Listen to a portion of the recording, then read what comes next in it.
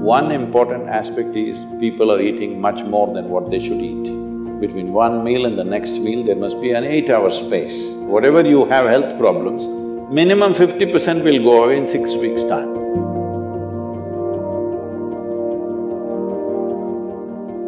Namaskaram Sadhguru. Fasting on auspicious days has existed in India since time immemorial, but many Indians believe that it's unscientific and illogical. Until the work on autophagy induced during fasting has been awarded the Nobel Prize. Even I started doing intermittent fasting this year. So why are such beneficial ancient practices being labeled orthodox and then immediately implemented once there is a Western approval? That's because you don't have the right color of the skin.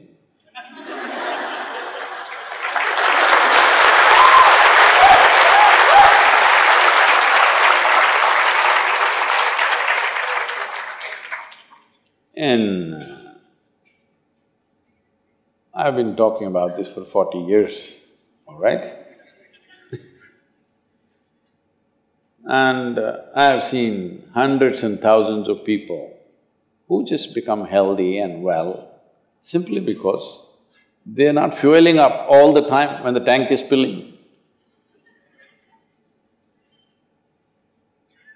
In the yoga center, everybody eats at 10 o'clock in the morning and at 7 o'clock in the evening. Our lives are very physically active. There are no automobiles inside the ashram, it's a large place. Everybody either walks or cycles. Even if you have to go to the dining hall, it's a kilometer. If you want to go to your workplace, it's half a kilometer, 1 kilometer, like this. All the time, people are physically active. So everybody is very hungry. By the time it's 3:30, 4 o'clock in the evening, they're extremely hungry. But we learn to live with that because hunger, empty stomach and hunger are two different things. Hunger means your energy levels start dropping. But empty stomach is a good thing. In the yogic sciences, today modern science also is coming in line with this.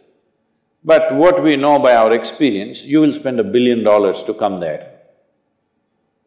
Because research is all about how many $1 million, that's how it is.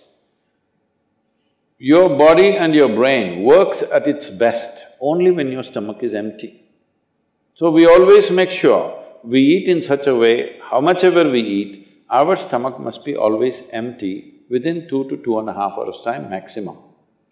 So we go to bed hungry always. People think they cannot sleep.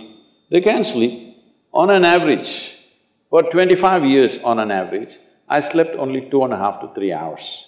These days I'm getting little lazy and sleeping anywhere between 3.5 to 4.5 hours in spite of the level of travel that I have. When I say level of travel, if I say my level of travel in the next few days, you will fall off your chair. Yes? Should I tell you? No, not necessarily. Because in the next 10 days, I'm in 5 different countries doing I don't know how many events, all kinds of events. So, you're able to keep this up simply because you don't overeat. It's very, very important. Everybody eats 2 meals. I generally eat only 1 meal, 4:35 in the evening, because I don't like to sit in front of the plate and worry about how much to eat. I like to eat well. So, 4:35 in the evening, if I eat a meal, it's only next day. Is this enough? Am I looking okay? Hello? I'm not looking like your patient, isn't it? I'm not going to come to you because any correction and purification that needs to happen in the body, your stomach needs to be empty. It's very, very important. Otherwise, the purification on the cellular level will not happen. You pile up things and then you have all kinds of problems. The first thing is inertia in the body. Inertia means there are many levels of inertia. If you don't notice all that, the amount of sleep that you have is inertia. All of you have come here to live or… Hello? To live, right? Not here, I'm saying into this life. You want to live or… The intention of life is to live, isn't it? But because you talked about American doctors, this is all being picked up here also. All American doctors say minimum 7 to 8 hours you must sleep. So that means 1/3 of your life you must sleep.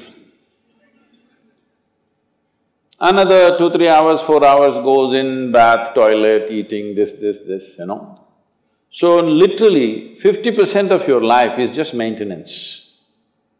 Suppose you have a vehicle, you have a motorcycle or a car, if it goes to service 1 day in a month, all right to keep it. If it goes to service 15 days in a month, this is a nuisance, isn't it so? Most people have made their systems into a nuisance because their own body is a big impediment in their life. Anything they want to do, their body will not allow them to do. So in this there are many aspects. One important aspect is people are eating much more than what they should eat. Simply because they have been told, you must eat more, otherwise you will become weak, this, that. No, it is the way you keep your body. Today everybody is trying to work towards a fuel-efficient car, motorcycle, everything. This means what? If the machine runs smoothly, it'll consume less fuel, isn't it? So if you sit here and you are very much at ease, now it'll consume less fuel. If you like this all the time, then it'll consume more fuel, it'll want you to eat. Compulsiveness will come about this. So, this new name, intermittent eating you should see, in United States, people come to our programs will run 10 hours, 12 hours. So, but they will come with some biscuit and something else.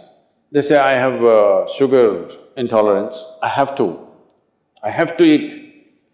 I tell them, you just be here, you're not going to die, I'll ensure, because I don't want anybody dead on my hands, all right? I'll make sure. You first day, no, I have to eat. By third day, they gave up all that. 12 hours without food they sat there, they're perfectly fine.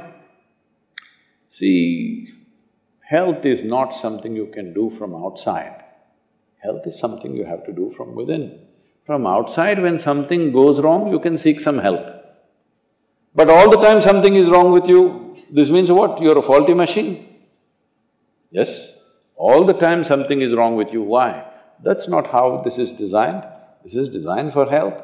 Every cell in your body is designed to create health, isn't it? They're all working hard to create health, except you.